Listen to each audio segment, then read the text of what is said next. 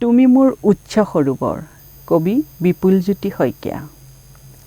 নদীৰ দৰে মই উলটি আহোঁ তোমাৰ ওচৰলে। তুমি আঁকোৱালি লোৱা মোৰ অপবিত্ৰ মুখ। মোৰ কবিতাৰ সতে থাকে তোমাৰ স্পৰ্শৰ শব্দ। মেঘৰ দৰে তোমাৰ অনিবাৰ্য ঠিকনা।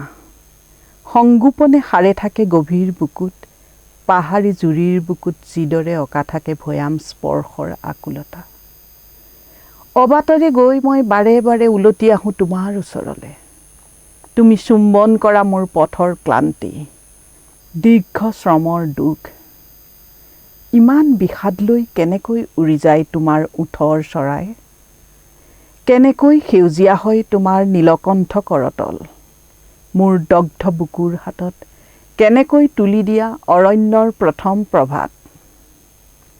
সকলো শূন্যতাৰ পৰা মই উলটি আহোঁ তোমাৰ ওচৰলে। তুমি ক্ষমা কৰি দিয়া মোৰ নষ্ট ভৰিৰ অপৰাধী খোজ, ক্ষমা কৰি দিয়া মোৰ অপ্ৰতিদ্বন্দ্বী পাপ।